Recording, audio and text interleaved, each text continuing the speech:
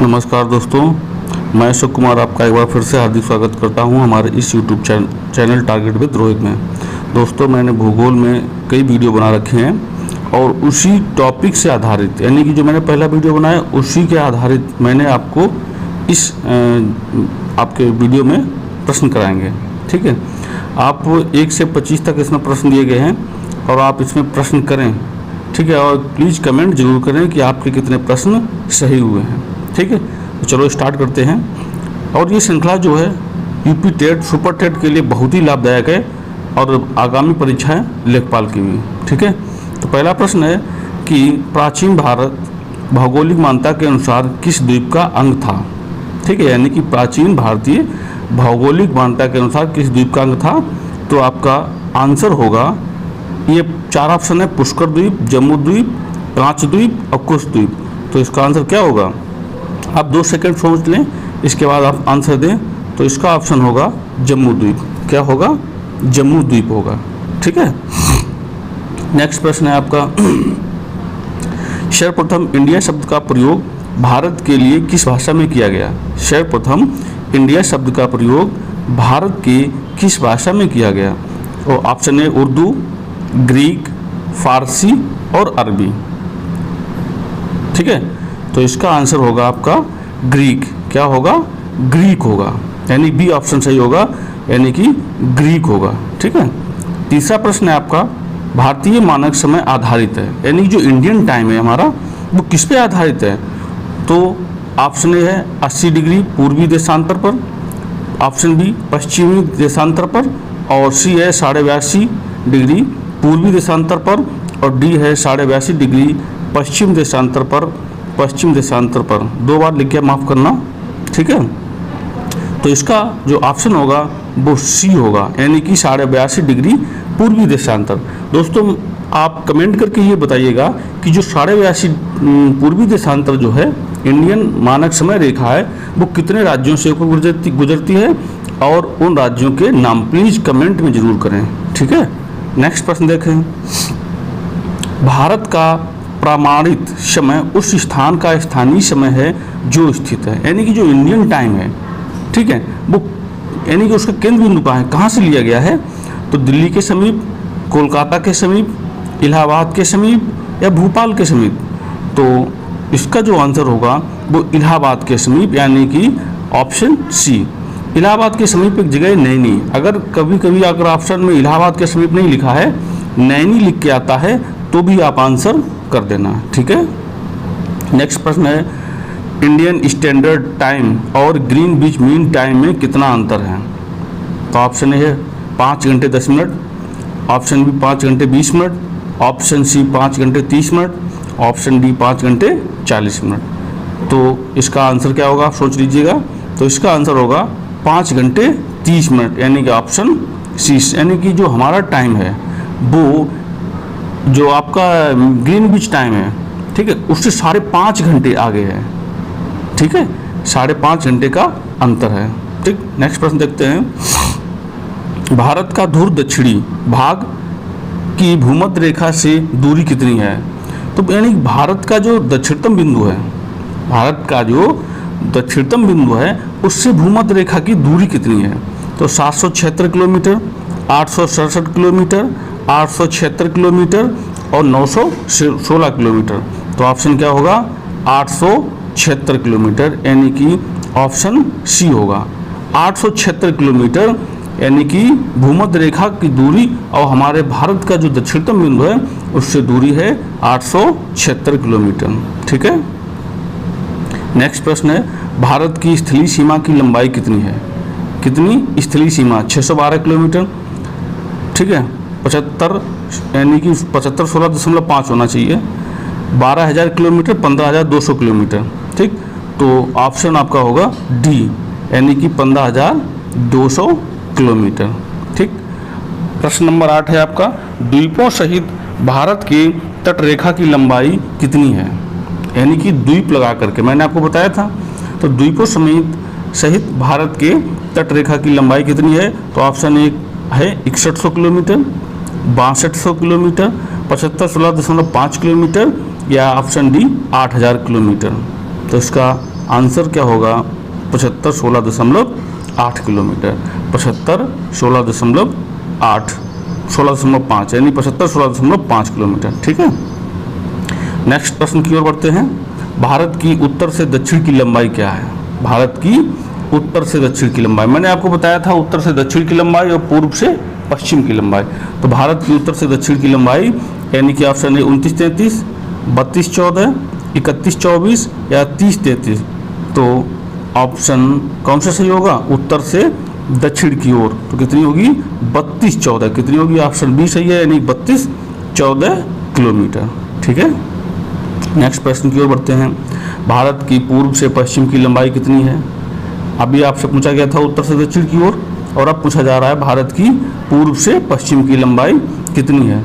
तो भारत की पूर्व से पश्चिम की लंबाई ऑप्शन है 29-33, 30-33, 31-33 या 32-14। तो ऑप्शन कौन सा सही होगा? ये आपका ऑप्शन डी सही हो जाएगा, यानी कि 32-14 किलोमीटर। ठीक है, आप दो याद रखिएगा, 29-33, 32-14 रट सकते हैं, 29-33, 32-14, और जिसमें से उत्तर से दक्षिण की लंबाई ज़्यादा है। नेक्स्ट प्रश्न देखते हैं। भारत की तट रेखा की लंबाई कितनी है ना? मैंने आपको बताया था, वीडियो जरूर आपने देखा होगा, तो आप इन प्रश्नों का आंसर बहुत आसानी से दे सकते हैं। तो ऑप्शन 1 है, ए है 6100, बी है 6200, सी है 6175 और डी है 6500 किलोमीटर। तो आपका ऑप्शन कौन सा सही होगा? Option A. ठीक है, तट रेखा की लंबाई है 6100 यानी 6100 किलोमीटर। ठीक है, प्रश्न है नंबर 12। भारत का क्षेत्रफल विश्व के कुल भौगोलिक क्षेत्रफल से कितना प्रतिशत है? यानी कि जो हमारा भारत का क्षेत्रफल है पूरी विश्व के कुल भौगोलिक क्षेत्रफल का कितना है? तो ऑप्शन है 2.2, 2.4, 2.8 या 3.2। तो इसका जो ऑप्शन होगा वो होगा 2.2 यानी कि ऑप्शन बी। 2.2% है। कितनी? 2.2% है पूरे विश्व की भौगोलिक, ठीक है, स्थिति का हमारे भारत की जो स्थिति है। ठीक है, नेक्स्ट प्रश्न। भारत का क्षेत्रफल का कितना प्रतिशत भाग पर्वतीय क्षेत्र के अंतर्गत आता है? यानी कि कितना प्रतिशत क्षेत्र भारत का पर्वतीय क्षेत्र है? तो ऑप्शन आपका ए है 10.7, बी है 18.6, सी है 27.7, डी है 43.7। तो कितना होगा पर्वतीय क्षेत्र? 10.7, यानी कि ऑप्शन ए आपका सही होगा। ठीक है, नेक्स्ट प्रश्न की ओर बढ़ते हैं। संपूर्ण भारत के कितने प्रतिशत भूभाग पर पर्वत और पहाड़ियों का विस्तार है? ठीक है, पर्वत और पहाड़ी। अब इसमें पर्वत और पहाड़ी पूछ लिया गया है। तो option A 10.7, option B 18.6, option C 29.3, option D है 43%। ठीक, तो पर्वत और पहाड़ी, ठीक है, पर्वत और पहाड़ी। अभी पिछला क्वेश्चन क्या था? वो था पर्वत, यानी पर्वतीय क्षेत्र 10.7 होगा, और पर्वत और पहाड़ियों को मिला दिया जाए तो आपका 29.3 यानी कि ऑप्शन सी सही होगा। कौन सा होगा? ऑप्शन सी सही हो जाएगा, यानी कि 29.3%। ठीक, नेक्स्ट प्रश्न की ओर बढ़ते हैं। संपूर्ण भारत के कितने प्रतिशत भूभाग पर पठार का विस्तार है? अब आपसे पूछ लिया गया पठार, मैंने आपको बताया था, है ना? तो ऑप्शन इसमें ए आ जाएगा 10.7, और बी है 18.6, सी है 27.7 और डी है 29.3। तो पठार का विस्तार कितना है? तो पठार का विस्तार 27.7 होगा, यानी ऑप्शन सी होगा, यानी पठार जो है 27.7% पर है। नेक्स्ट प्रश्न। संपूर्ण भारत के कितने प्रतिशत भूभाग पर मैदान का विस्तार पाया जाता है? अब आपसे क्या पूछ लिया गया? मैदान का विस्तार। तो ऑप्शन है 10.7, बी है 18.6 और सी है 27.7 और डी है 43.0। अब आपसे पूछा गया है कि मैदान कितना है, यानी कि पूरा जो हमारा भारत का जो एरिया है उसका कितना प्रतिशत मैदान है। ठीक, तो ऑप्शन कौन सा हो जाएगा? डी सही हो जाएगा हमारा, 43% मैदान है। ठीक, नेक्स्ट प्रश्न की ओर बढ़ते हैं। भारत के कितने राज्य समुद्र के किनारे हैं? भारत के कितने राज्य समुद्र के किनारे हैं? ऑप्शन ए 7, 8, 9 या 10। तो मैंने आपको बताया था कि भारत के कितने राज्य समुद्र के किनारे हैं। तो भारत के आपके 9 राज्य समुद्र किनारे हैं, यानी कि ऑप्शन सी सही होगा। आपको पता है पूर्व और पश्चिम 2 तट हैं, एक पूर्व तट एक पश्चिम तट, है ना? तो पूर्व और पश्चिम, ठीक। तो पश्चिम में कितने हैं? 5 और पूर्व में 4, इस प्रकार कितने हो गए? 9 हो गए, ठीक। नेक्स्ट प्रश्न है, भारत में सबसे लंबी तट रेखा वाला राज्य, यानी कि जो तट रेखा बनाता है, हमारे 9 राज्य हैं जो तट रेखा बनाते हैं, तो उनमें से सबसे ज़्यादा तट रेखा बनाने वाला राज्य कौन सा है? तो ऑप्शन ए है गुजरात, बी है महाराष्ट्र, सी है गोवा और डी है पश्चिम बंगाल। तो ऑप्शन कैसे ही होगा? ऑप्शन आपका होगा नंबर 1 गुजरात, यानी कि ऑप्शन ए सही होगा। गुजरात सबसे ज़्यादा तट रेखा वाला राज्य है। और प्लीज कमेंट में आप ये भी लिखें कि दूसरा सबसे ज़्यादा तट रेखा वाला राज्य कौन सा है। नेक्स्ट प्रश्न की ओर बढ़ते हैं, निम्नलिखित भारतीय राज्यों में से किस राज्य से होकर के कर्क रेखा नहीं गुजरती है? तो उड़ीसा, गुजरात, राजस्थान, पश्चिम बंगाल। तो आपको पता है कि कर्क रेखा कितने राज्यों से होकर गुजरती है? तो 8 राज्यों से। उनमें से किस राज्य से होकर नहीं गुजरती है? तो कौन सा ऑप्शन होगा? उड़ीसा। कौन सा ऑप्शन होगा? उड़ीसा, यानी कि उड़ीसा से कर्क रेखा होकर के नहीं गुजरती है। नेक्स्ट प्रश्न, कर्क रेखा भारत के कितने राज्यों से होकर गुजरती है? तो अभी मैंने आपको बताया था कितने राज्यों से होकर गुजरती है?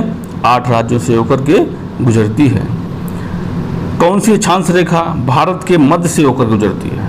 कौन सी अक्षांश रेखा भारत के मध्य से होकर गुजरती है?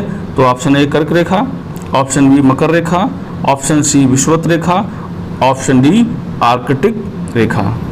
तो समझ लीजिएगा, तो इसका आंसर जो होगा वो होगा कर्क रेखा, यानी कि ऑप्शन ए कर्क रेखा भारत के बीचों बीच से होकर के गुजरती है। नेक्स्ट प्रश्न की ओर बढ़ते हैं, निम्नलिखित में से किस राज्य से होकर के कर्क रेखा नहीं गुजरती है? ठीक, तो उत्तर प्रदेश, मध्य प्रदेश, गुजरात और झारखंड। तो कौन से राज्य से होकर नहीं गुजरती है? उत्तर प्रदेश से कर्क रेखा होकर के नहीं गुजरती है, यानी कि ऑप्शन ए सही हो जाएगा। ठीक, और कमेंट में आप लिखें पूर्व से पश्चिम की ओर, पूर्व से पश्चिम की ओर, है ना, जो आपके राज्य कर्क रेखा से होकर गुजरते हैं, सीरियल वाई पूर्व से पश्चिम की ओर के 8 राज्यों के नाम प्लीज कमेंट में जरूर लिखें। नेक्स्ट प्रश्न है, भारत का राज्य जिससे होकर के कर्क रेखा गुजरती है, यानी कि भारत का ऐसा कौन सा राज्य है जिससे कर्क रेखा होकर के गुजरती है? 4 ऑप्शन है, जम्मू कश्मीर, हिमाचल प्रदेश, बिहार और झारखंड। तो इसका आंसर जो होगा वो होगा झारखंड। ठीक है। नेक्स्ट प्रश्न, भारत के मुख्य भूमि का दक्षिणी नोक कौन सा है? इसका आंसर आप कमेंट में लिखें कि भारत की मुख्य भूमि का दक्षिणी नोक कौन सा है। नेक्स्ट क्वेश्चन है आपका, भारत के दक्षिण में सबसे दूर या सुदूर स्थल कौन सा है? ठीक है, ये थोड़ा गलत लिखा, मिस्टेक हो गई। तो इसका जो आंसर होगा वो होगा इंदिरा पॉइंट। क्या होगा? इंदिरा पॉइंट। इस प्रकार से 25 क्वेश्चन आपके हो गए।